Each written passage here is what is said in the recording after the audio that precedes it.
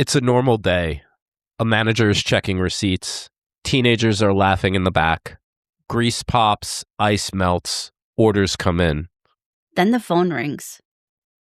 A man says he's a police officer. He sounds calm, professional, certain. He says an employee's stolen money. And just like that, everything changes. Because over the next few hours, people will strip someone, search someone, humiliate someone. Not because they want to. Because they were told to. Tonight's question is simple. How far will you go if someone in authority tells you to? Welcome back to the Fear Archive, the podcast where we dig into the real-life horrors behind the stories that haunt us. I'm Amanda. And I'm Mike. And tonight's episode is a little different. Yeah, this one doesn't hide behind monsters, killers, or the supernatural. Not by any means. No masks, no weapons, no jump scares. Just a phone call. And people doing what they're told. We're talking about the film Compliance and the real case that inspired it. But more importantly, we're talking about something deeper. The psychology of obedience.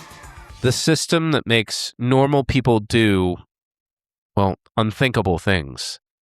And the experiment that proved it all. The Milgram shock experiments. And as we get into this, just know the story goes to some really uncomfortable places. Yeah, there's emotional abuse, coercion. And the situations that escalate in ways that can feel pretty disturbing. So please take care of yourself with this one. And if you need to step away, that's always okay. Because at some point, you stop asking yourself, why did they do it? And start asking, Would I? So, all right, before Compliance was a film, it was one of the most disturbing real-life crime patterns you probably never heard of. Starting in the 1990s and continuing into the early 2000s, a man would call fast food restaurants. McDonald's, Wendy's, Taco Bell, places like that. He'd claim to be a police officer. And he was convincing. Confident, specific, calm under pressure. He'd tell the manager that an employee had been caught stealing. And that the situation needed to be handled immediately. So what followed is where it stops being a scam. And it became something so much darker. You know, managers were instructed to detain employees. And then search them. And strip them. And in some cases, worse. Over 70 incidents were reported across the United States. 70. Think about that. 70 cases. That's not one bad decision. No, that's just like a pattern of human behavior. Yeah, and the most infamous case, it happened in 2004 in Mount Washington, Kentucky. A teenage employee was accused over the phone. Her manager complied. And over hours, about 4 hours, the situation had escalated. Other employees got involved. Even a civilian. Someone not employed by the store, and he was brought in to help. All of them.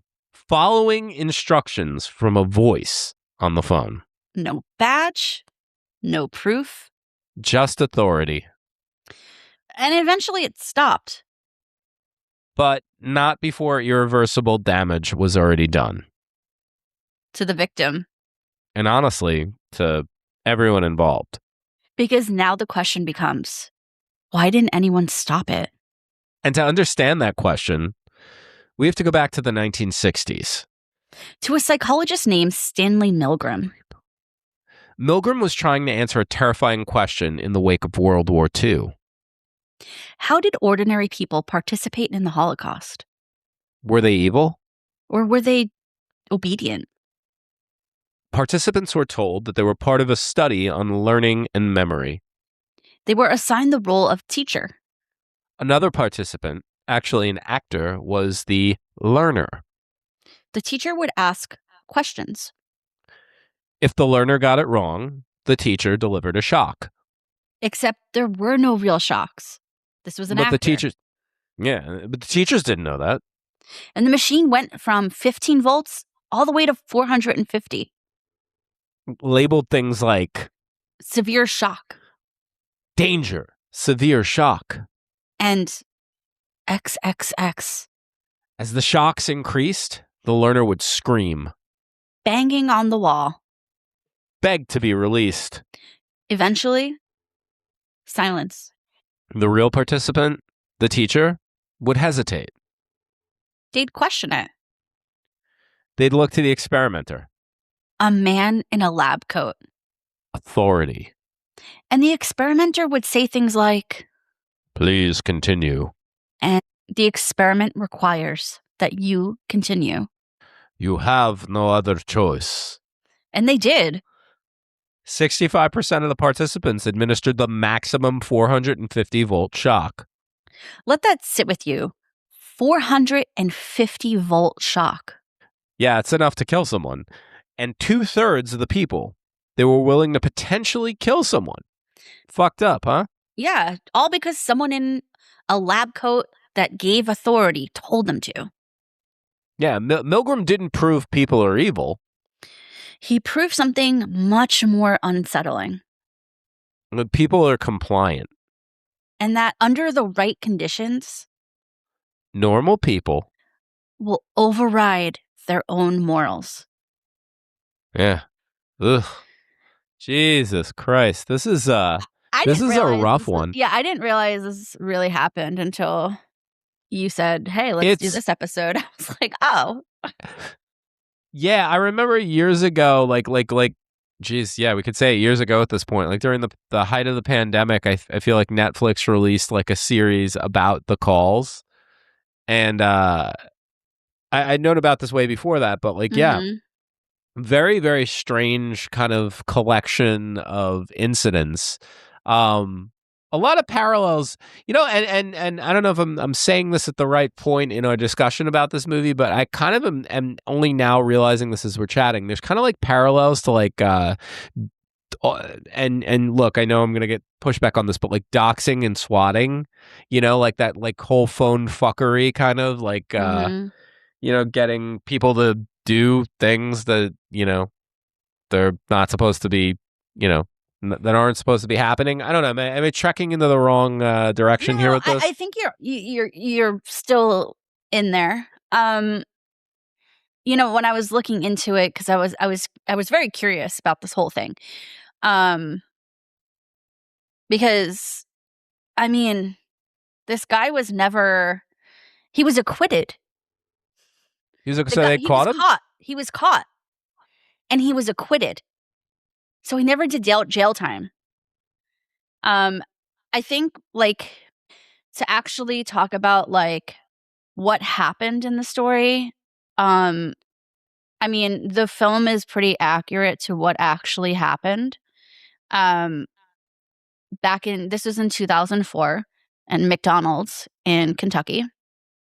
And it was an 18-year-old female.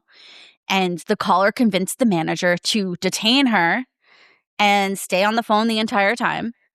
It lasted about 3 to 4 hours, and the caller just was able to manipulate the manager and everyone that was on the phone, even the girl who was the victim. I have some quotes that I found from the victim's side, because I feel like a lot of listeners probably right now are like, well, why did they allow that to happen? She said, I thought I was going to get into trouble if I didn't listen. Another quote was, I didn't think I could say no. Jeez. I know. I mean, I also want to remind everyone, 2004 was a different time. We've come a long way from there, I'd like to think. But yeah, it's really interesting. They did make the young woman, girl, right? She's just on that threshold of being a child, basically 18. They made her strip naked and Yeah, I don't. It's bad. They sexually, I guess, assaulted her. Right? Yeah. Yeah, totally. The fiance of the store manager carried out sexual acts So under that the was because that I know. under the pretense of an inspection. So that happened in the movie. So that like really happened. Yeah. Oh shit, From what I looked up, yeah, from what I saw. it's fucked Um up. yeah, and so it's kind of interesting looking at it. The suspect, David Stewart, was a corrections officer in Florida, and so he had a lot of familiarity with like Wow. authority structures and like the language. Um and yeah, he was charged on circumstantial evidence, phone records and voice identification, but he was Oh acquitted in shit. 2006. He didn't serve prison time, and he stayed What out of the the public fuck? eye. Yeah, the fiance who carried out the sexual assault was convicted and served Okay. time in prison. The Okay. manager was fired and later sued McDonald's and won Jesus. multi-million-dollar civil judgment. Jesus Christ. So Mm-hmm. she was the victim, even though she was sort of like one of the Mm-hmm. orchestrators. Well, I guess. Yeah. I guess she was kind of a victim. I mean, there's Some quotes that I found from her were the participants. I have two quotes here that said, "I just thought we were helping the police, and I didn't want to get into trouble for not cooperating." Jesus. So interesting. It is interesting. It's It's people's upsetting at the same time. oh, But 100%. I'm yeah, I'm just like amazed. So this guy never like nobody ever wanted to fucking kill this guy. He didn't catch any I beating think for he's this. like he's out there, but like I don't think anyone. He's like, yeah, I don't know. No one knows where he I is. know where he was on January 6th. Oh shit. uh piece of shit. Oh So man. like, Yeah. let me ask you a question. At what exact moment does this shift from someone being manipulated to someone being fully responsible for a crime? I think like this is like such a heavy topic to discuss because then you have to, they're responsible. I mean, they did it. They did it. Like Mm-hmm. just like the Nazis are responsible for what they perpetrated during the Holocaust. Like Yeah. there's no excuse for this shit. Like you did it. There comes a point when you have to use and listen, I say this all the time. So like spoiler alert, I'm a teacher and something I tell my kids is we try to teach critical thinking skills, right? Like that's a big push. And I Mm-hmm. always say the critical thinking skills, it's not like some box you check. Critical thinking skills are a survival skill, and I feel like the people in this situation did not have any fucking critical thinking skills. Hot take. Maybe not hot take. I don't think I think there are a lot of grown ass people who do not have critical thinking skills. Like, first of all, I don't know. They were tricked. They were tricked, right? Mm-hmm. Like straight up tricked. But do they have any knowledge about how these types of things even work? Like typically with anything police related, they're gonna come in before they call you. Like you're gonna see them in person before you get a phone call from them. I don't know. Maybe that just made me sound like really stupid and unaware of the law, but like I don't know. It boggles my mind how this happened. But I do believe, to answer your question, they are fucking culpable. What do you think? I agree. I mean, I think you could say like everyone is guilty in the situation. And who's the victim? The poor person who's on the receiving end of everything. Not the person carrying out stuff. They're not a victim. No, I mean, and this wasn't just like a prank either. Like I think about that. Like I'm guilty. No. Not guilty of this. Like listen, it was part of my development, right? As a teenager, making prank phone calls. Yeah. Right? And we would try to get people to do dumb shit like, I dropped my wallet in the toilet. Can you go look in the toilet? Obviously, I don't think anyone's gonna fucking do that, but we would try to do that. We would, and Your refrigerator is running. yeah, we would like, I don't know. Anyway, this is not just a prank call. This is like a weaponized phone call I want to correct myself. The victim sued McDonald's. It wasn't the manager. So thank God. The victim. I just Good. wanted to Good. check my my facts real quick. I did get that wrong. So yeah. Thank God, because I was like, that doesn't make sense when I was saying. No, I hear you. Thank you for updating us on that. And I'm just, you know what, you're getting me to think of something right now about the fact that these people are all probably still alive and out there and potentially 100%. Listening to this episode. Hi. Yeah, hello. I did like. Why'd you do it? This didn't the scam didn't work. I guess we can call it a scam. I don't know what you would call it. It didn't work in all locations, the crime. It didn't work in all the locations. So this happened in 70 locations. And I just want to make it clear that it didn't get to the same level that this McDonald's one did. This McDonald's one is the worst case of all of them from what I could find online looking it up. But a lot of times people did finally stop and question and say like hey, F off. Pump the brakes. This is fucking weird. Right. Like, who are you? Some people requested like callback numbers and like he didn't want to provide that or like wouldn't do anything without someone in person. So like I just want to say like we are not doomed as a society. I mean, yes, for other reasons, yes. But when it comes to this, it's like there were still people with brains who were like, this doesn't feel right. This doesn't feel right. Why are you forcing me to have this young lady take her clothes off to find money? Because let's just like take a step back, right? Because like they were saying she stole money from a customer's purse. In my head, I mean, I guess it's like hard to say because it's like my frontal lobe is completely developed, whereas like some of these young people definitely weren't. But like the amount of money to steal to make it an actual crime is a lot of money. Like who's carrying around like thousands of dollars in their bag? So I gotta jump in. I'm gonna share a very personal story with you about that, like something that actually happened. And I mean, I know my family might listen to this podcast. Love you guys, miss you, but I'm not gonna name the family member.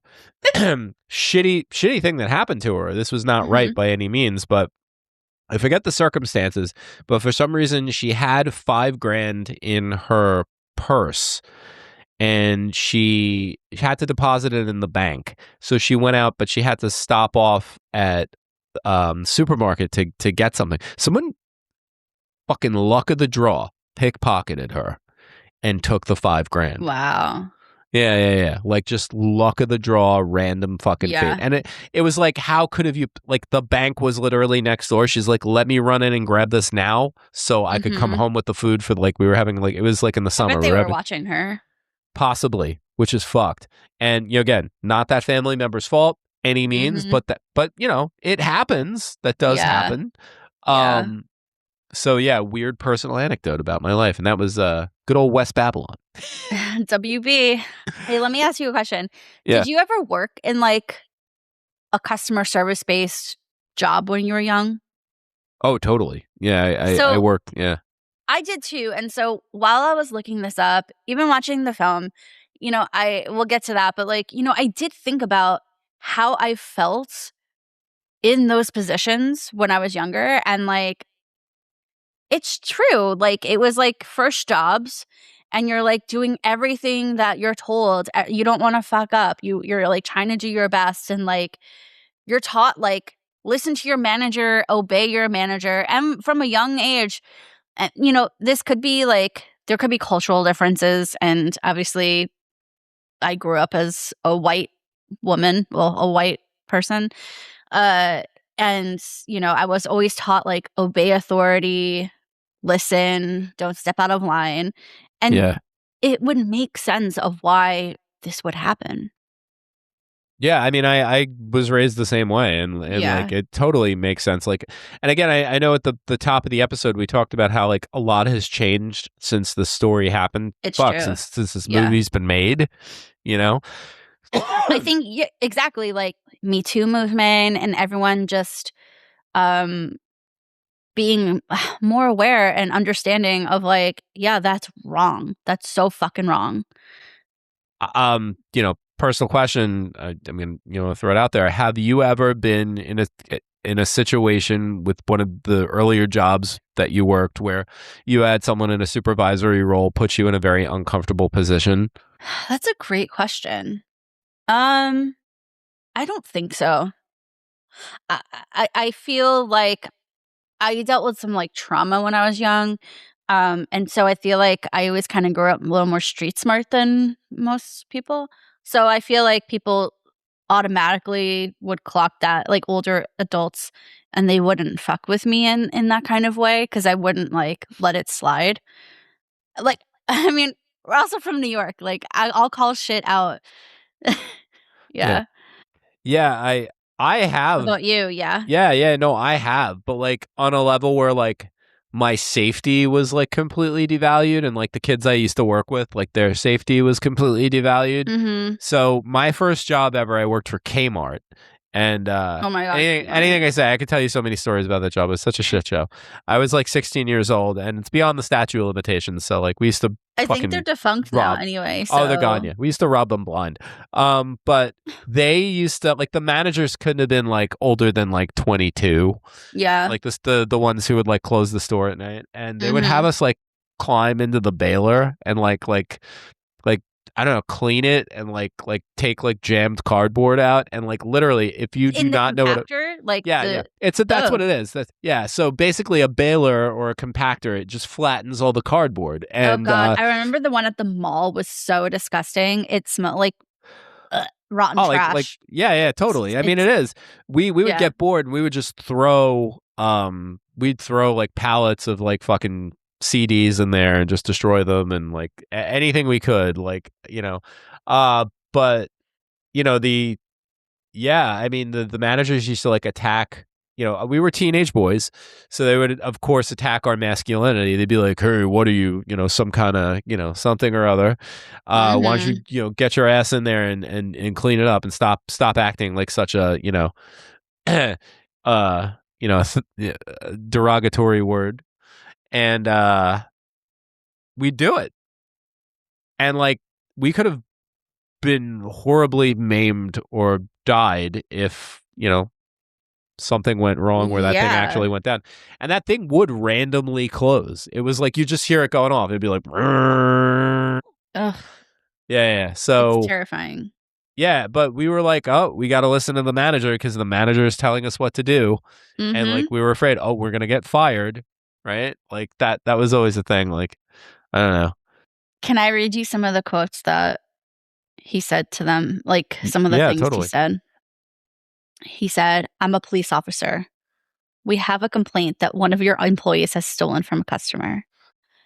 We need you to detain her until officers can get there.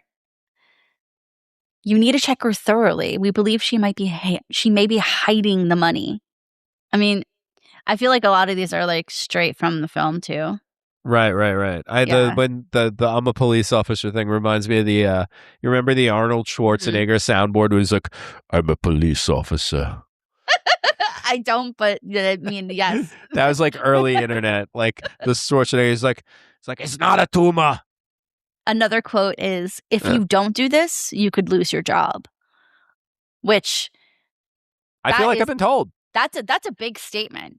You have someone who's a police officer who is telling you that like you could lose your job. Like, a lot of people. Yeah, your livelihood. Yeah, exactly. Yeah. Exactly. Like I'm because you are not listening to me, the anonymous authoritative voice over the phone. I'm going to come for your livelihood. And then this is the one that really got me. You're doing the right thing. Just follow my instructions. So it's like, you could question it, but then you have someone saying like, patting you on the head saying, oh, good boy, and so you're like, oh, okay. Right. So yeah, I don't, the whole thing is really, it's so fucked. It's so fucked. And it's just like, I wish this was something that was like an issue that like is relegated to the past, but it is clearly not. Clearly this is still a problem today. Yeah. I don't know. We're not a political podcast. We're not going to completely dive into any of that. But No. if you're not paying attention, you're Open your eyes. yeah, please. There's a very relevant reason we're discussing this. We're discussing, compliance and Milgram shock. So.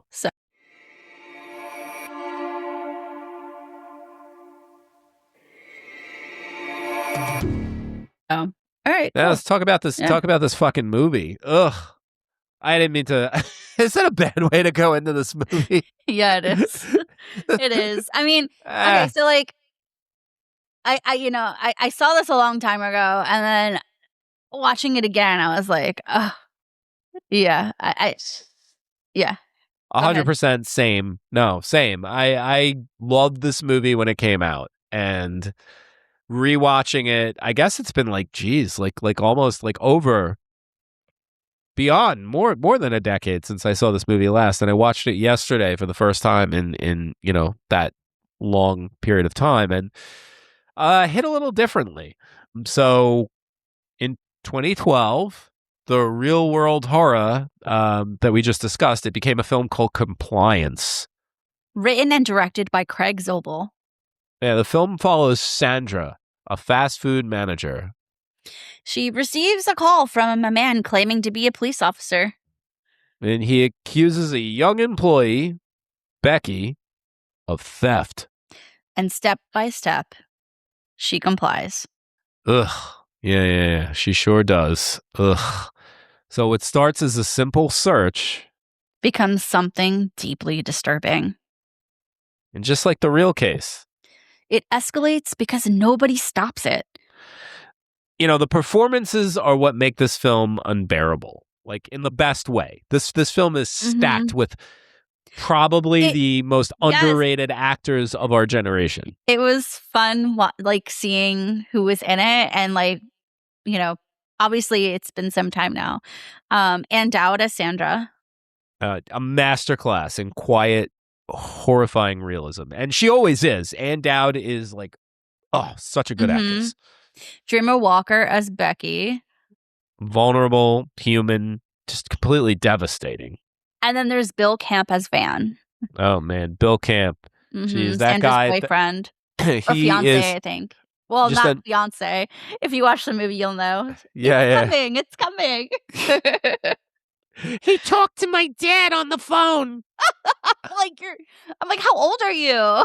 I know. And then this dude is clearly this Bill Camp. I love that guy. I would love for us to somehow work with him at some point.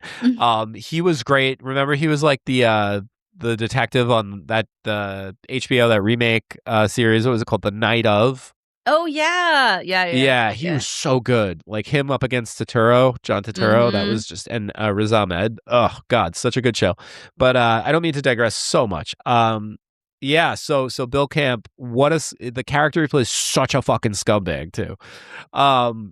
He's visiting his. But you don't think it at first. You're just like, oh, he's just like a tired construction worker. Yeah, but he's I forgot all the little subtle clues that Craig Zobel threw to us with this guy. Like he's getting hammered on the job. I don't know. I mean, I have a lot of contractors in my family. I actually don't know. A lot of them don't drink.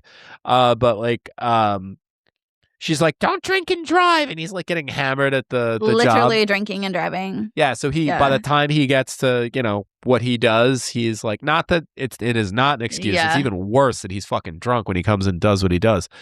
He visits her at work that day and ends up becoming part of the crime. Can I come over? I did something bad. I'm like, Yo, he was also so good in sorry, I'm really digressing here, but do you remember the Killing of a Sacred Deer? Oh yeah, of course. How can we forget that movie? Yeah, and Nicole Kidman blows him in that movie. He's like, it's disgusting. But yeah, that is sorry.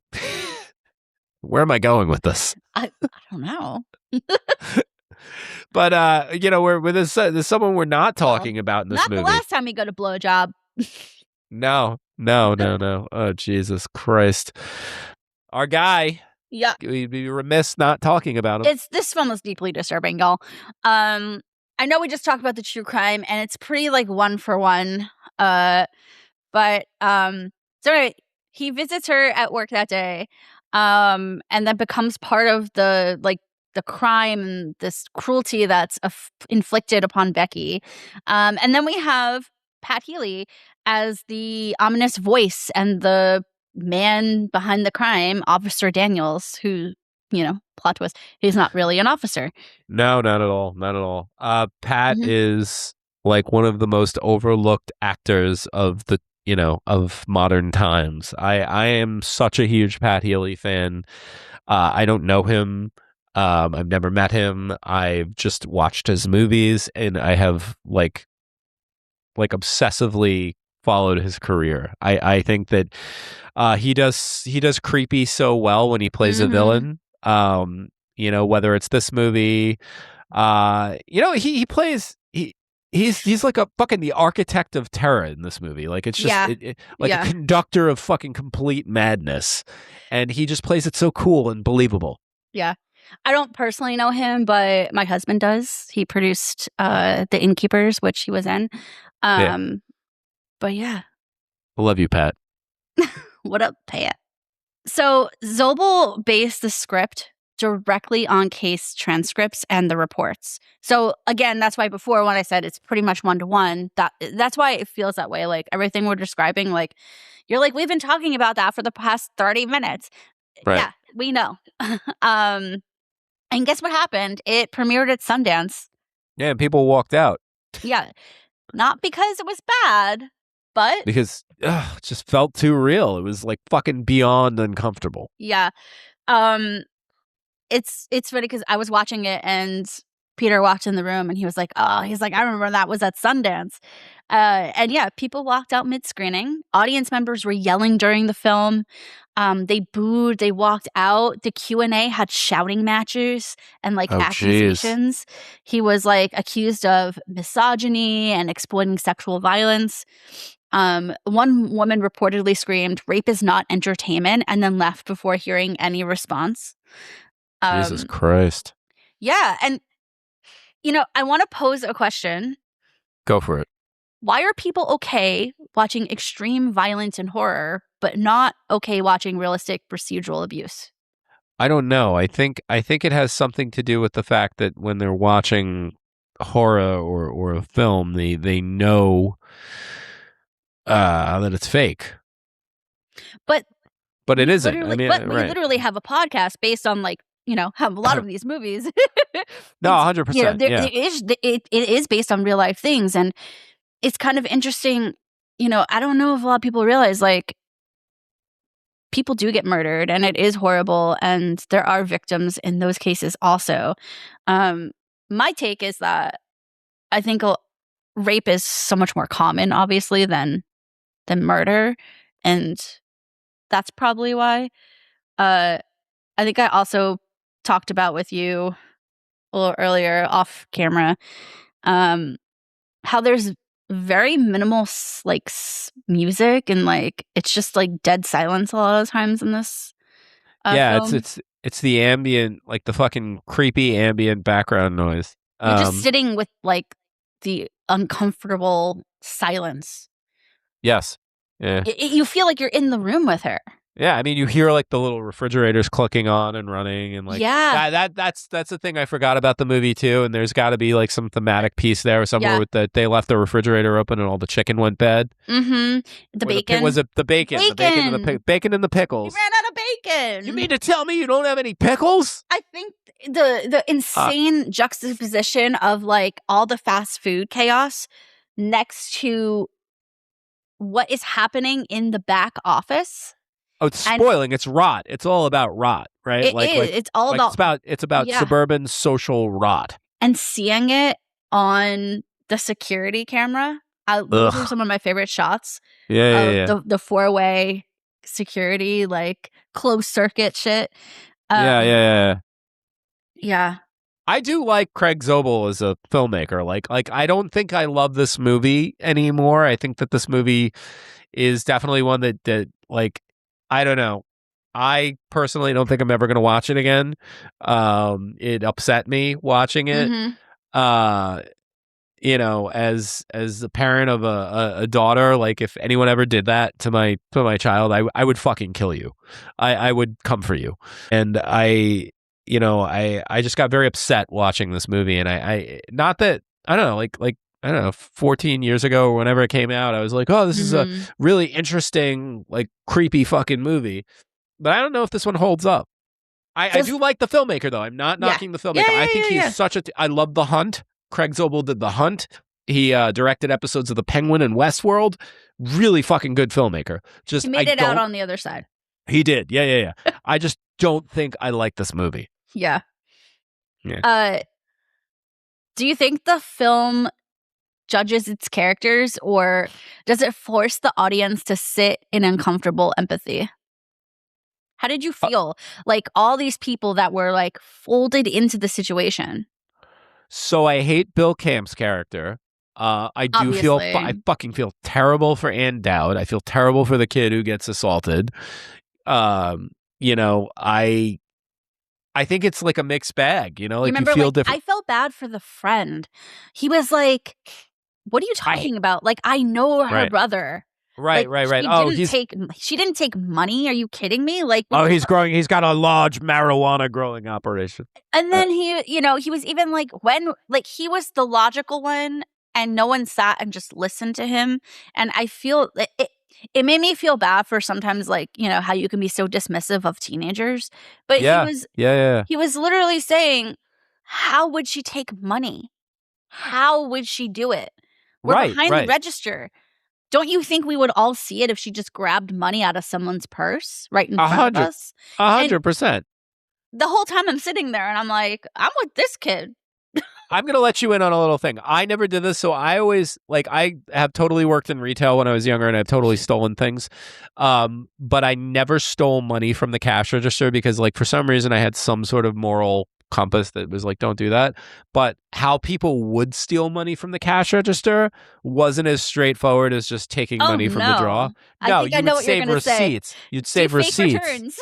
Yeah. I had so many of my coworkers do that. I'm not gonna. The place doesn't exist anymore. Pretty much everybody who worked at Borders, that was how they fucking. Oh, rest in peace. I would just R.I.P. Borders bookstores more than Barnes and Nobles. Same. Borders was sick. I used to make everything a promotional CD or DVD. You're so crazy. I just take a hole puncher and I'd punch the barcode. And statute of limitations. And we're all guilty. We're all guilty. I worked at a place. I'm not gonna name what it is, but the damages, they would just throw it in the trash. Yeah. And it felt so wasteful. Oh, totally. Yeah, you'd have to. That was the thing. You'd have to throw all the food out. We would a nice thing to have done would have been donate it to a food bank, but they would just dump all the pastries and cookies and things from the cafe, the Borders Cafe. Remember that shit? Yeah. One time, funny story though, another respect authority thing. I had to have been 19 or 20 when I worked at Borders, and I had a really mean general manager who basically would threaten us when we wouldn't do things the way she wanted things done. And I had to pee so bad when I was manning the cafe once, and she would not let me leave to go to the bathroom. So I went in the back and I pissed down the sink. What are you going to do? What are you going to do? That is cruel. That's some borderline sexual torture. I want him to piss his pants. That's Yeah. I'm thinking of these as we're having these conversations about this movie. I feel like just taking the whole situation and thinking about it at the most medial situation of I remember in elementary school, I was in this is nothing sexual or crazy, but I remember I was in chorus class and we were remember when you would practice in the gymnasium for the winter rehearsal, when the winter whatever. Anyway. Yeah. I'm standing on the bleachers where we're singing Precious Little Angels, and I felt I had a fever, and I told the teacher, I was I think I have a fever. Can I go to the nurse? She's like, no, you're just trying to get out of class. And I'm like, no, I really don't feel well. This is probably 4th or 5th grade. Yeah. So I go back on the stand and I'm just sitting there singing. And then I get home and I literally went to the emergency room that night because my fever was so high. It's that ties into this so beautifully too, because it's like that generation, and I think that's supposed to be the generation of the Ann Dowd character in Compliance is like you just follow the rules, you do as you're told, blah blah blah blah blah. But with that piece, it's just like, you're in school, you're supposed to be doing this. Yep. Do as you're told. Respect your teachers. Respect authority, right? Mm-hmm. Oh my God, I feel like my mom did call the school and she definitely cursed her out. I was standing next to her. You ever like your mom yells at someone on the phone, you're just like, oh shit. Yo, You're back in trouble. Back in the day, like when I was in middle school at, this is fucking West Babylon Junior High, I would have these bouts where I would go into the nurse with these horrendous, like doubled over stomach aches and have to use the bathroom. And the nurse would say, I'm making it up. I have fucking ulcerative colitis, but like, like they were telling me it was all in my head for years, like I was making it up. So yeah, that was fun. But yeah, I hate that mentality that but that is part of this all. That is, I'm lacking the words to string it together, but it's like, I don't know. It really is so fucked. Yeah. And I wonder if this is like how this looks generationally, this whole aspect of compliance. So, I think it all does tie together to what you're saying, because I think us as a generation, I think, like you were saying, and Dow's like generation, and which what would we say? She's like a boomer, right? Like she's like a boomer or Gen X. How old is she? I'm not sure. I mean, I feel like there's that cusp of like boomer Gen X, right? And that's probably what she is. She was probably born in like the late 60s. Let's look it up. Hold on, I'm gonna look it up. Ann Dowd. I love Ann Dowd, by the way. I know I've said this already. I want to work with Ann Dowd at some point. The Leftovers. She was so good in The Leftovers. So good. She's such a great actress. Anyone who's a Leftovers stan. She is. She's 5'3". This is has 3 children. 1956. She's 70. Oh, okay. Well, she looks good. She is. She's beautiful. Yeah. I love Ann Dowd. So she's a boomie. Yeah. Yeah. Yeah. I think Healy is too. I think Healy just looks a lot younger. Sorry, Pat. No, look it up. There's no way. Healy. He was born. He looks 71. Great. He's a handsome man. He is. How close am I? 71. He's 54. Yeah, 71. You're right. He's 54. Nuh-uh. He's 54. I got the year right. I swear to God, I just Pat Healy. He's my height too. September 14th, 1971. I'm gagged. I don't know. We love you, Pat. Come on the show. Okay. Anyway. Yes. Now, Bill Cooper. Bill, sorry, Bill. Bill, how old are you, Bill? Bill, what are you guessing? Ages. How old would you say Bill Cooper? Oh shit! Wait. Holy shit! I just forgot. Bill Cooper. Bill Cooper is the I don't know why I've been thinking about Bill Cooper. There's a conspiracy theory, like the guy who wrote Behold a Pale Horse is named Bill Cooper, and he died in a standoff with the police. Bill Cooper, the actor, that's his name, right? I haven't been calling him something else, right? No, what the fuck is his name? Bill Killing of a Sacred Deer. Because compliance is, hold on. Bill Camp. Holy shit, I've been calling him Bill Cooper. I'm so sorry. Bill Cooper wrote you said it right earlier. Yeah, Bill Camp. Bill Camp. How old is Bill Camp? Bill Camp. Oh, should I guess a year again? I'm on a roll. Yeah, guess it. Well, I didn't really do great with what's her face? Anne. Bill Camp. Okay, wait. All right. 56. 64. He's 64. Really? He was born October 13th, 1961. Wow. Okay. Yeah. He's like, February. I don't know. I would love I'm going to close the loop on what I was saying, though. Yeah, so I'm sorry. No, it's okay. I think, like, that generation, I feel like we're breaking that generational kind of curse of, like, like not believing victims, not believing, not listening to children. Well, that was, I don't, and I know you want to close the loop, but I want to say something too from my childhood that when my grandmother would yell at me, she would say, children should be seen and not heard. I absolutely hate that. I absolutely hate that. I think that is such a cruel thing to say. I'm getting so off topic, but it's still, no, but there's this new TikTok trend where these parents are with their children and they say those kind of quips of like, children should be seen, and then let the kids finish. And it's like so heartwarming to see the kids go and be loved and say like really positive things after that. And I'm like, yes, like breaking the generational trauma. Let's go. I love it. Yeah.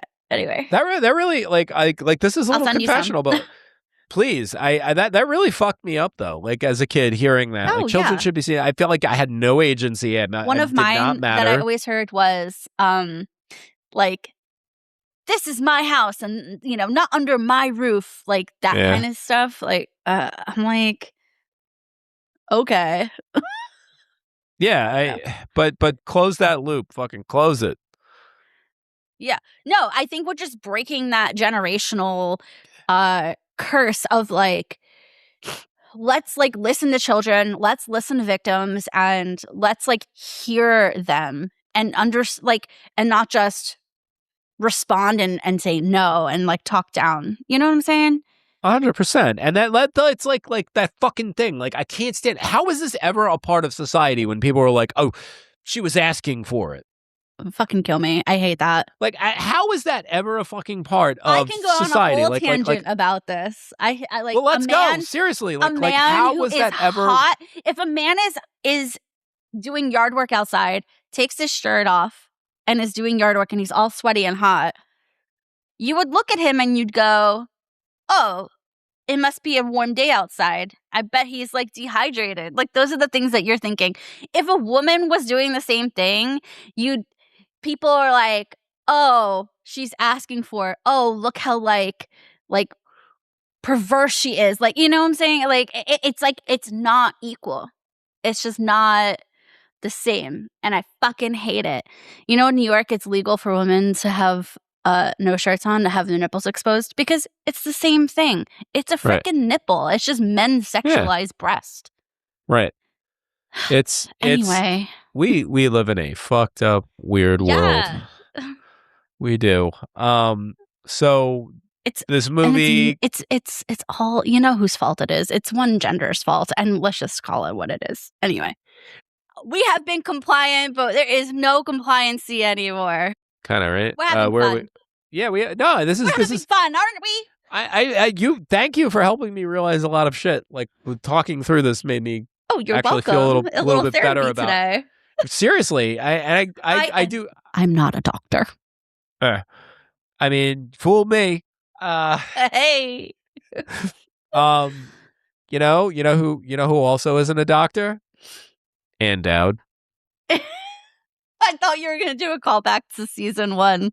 Oh, do it. I missed that. What's his face? From the Entity episode. Oh, Carrie Gaynor. Not a doctor. Not a doctor. You know what? I think it's okay we make fun of Carrie Gaynor. He's an insufferable fucking human being. He looks like the lady who died from eating all that colloidal silver. What was her name? Like was it Love Will Win? What was the cult called? I don't know. Yo, he's got total like colloidal silver skin. Like Silver Surfer? Okay. Yeah. Yeah. That's him. Carrie Gaynor fucks. No, I don't know. Carrie, we still want you on the show. Even though I just called you insufferable. Okay. Yeah, that's the thing I realized. Maybe like if I call out people and like try to have a rivalry with them, it'll work. You know, Joe Rogan, one time my friend pissed Joe Rogan off so much. Rival, please. Drop into the DMs looking for a rival for Mike. So like old school bully them, like nah, I don't want to bully anybody, but like nah, that'd be funny. Qualifications must be a caricature of a 1970s villain. Yes, yeah, you got to have like a cat, like a hairless cat, probably. So you got to look like Shooter McGavin. Yeah. Also, love that actor. Love And you what's his call name? everyone buddy. He's like, hey there, buddy. I eat pieces of shit Hey, like you for breakfast. sharpshooter. Back in the day, that was another thing, just a callback to my Kmart thing from when I was a teenager and I worked at Kmart. Like, we had this one manager that was pretty cool. And like, he was just this like chubby little black dude. And he used to call everybody like a different, like colloquial, like he'd look for like a fun name to call everybody. And he'd be like chief and sport and like captain. And I'd be like, yo, you got captain. That's sick. He was awesome. The hierarchy I don't know what happened to him. of nicknames. I like that. Yeah. One time he gave captain to one of my dudes, one of my friends who I worked with. Not dudes. They were men. There were a lot of women could be a dude. Yeah. My friend got bitten by a mouse there and had to go to the emergency room. Oh my god. Okay. Sorry. It was so far from where we started. Compliance. Anyway, I think it's all relevant though, because like I think we were living in the shadow of this before this was even a thing. Like it. I wonder, and this is a question. This is a question for our listeners.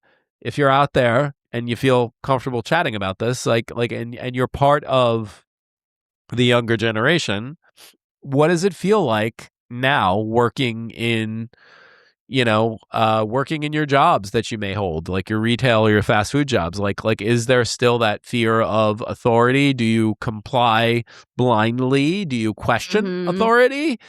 I don't know. I'm curious. What do you think? Know.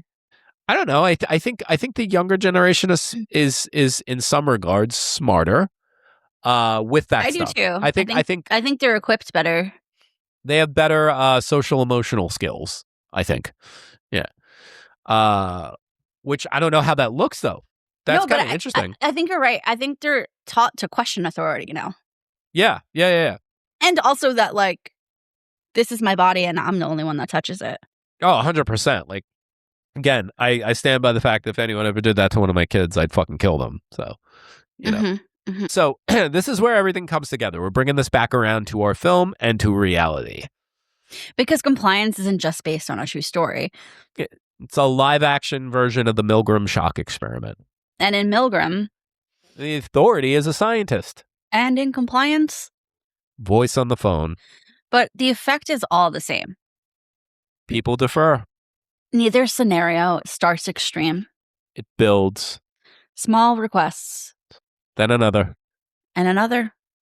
By the time it becomes unthinkable, you're already in too deep. Yeah, cue Phil Collins. But seriously, participants in Milgram, they didn't feel responsible. Yeah, they were just following orders. Same in compliance. The responsibility gets passed around like a hot potato.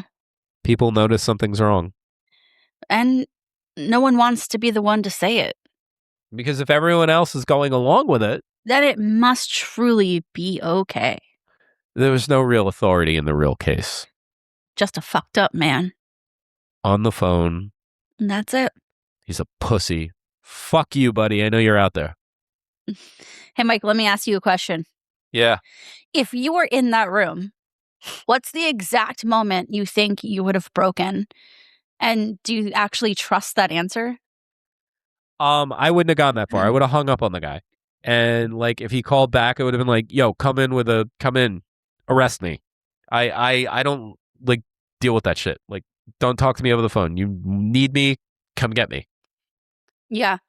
I think realistically, I probably would have detained is a strong word, but like, sat the girl in the back room and listened to like what she had to say. And then having her logical answer, I would have been like, okay, I think you need to come down here. Like, I don't know. How do you not trust an employee that you work with and someone that you know? Right. Like, how do you take a voice on the phone that you're only hearing for the first time? How do you take that over this person? Right. Like you're saying, exactly. Like this person that you know, right? Think about like your job, like, and maybe she worked part-time even then, but like, I spend more time at work than I do at home with my own family sometimes. And it's like, I know some of my coworkers pretty deeply. And it's like, how do you not trust that person. Right. So let's get back to this question. How far will ordinary people go when someone in authority tells them to? History says. Further than we really want to believe. Psychology says. Most of us will comply. And compliance forces you to confront something brutal. You don't need to be evil. You don't need to be broken. You just need to be told. So, if you enjoyed this episode or if it made you deeply uncomfortable, that's the point.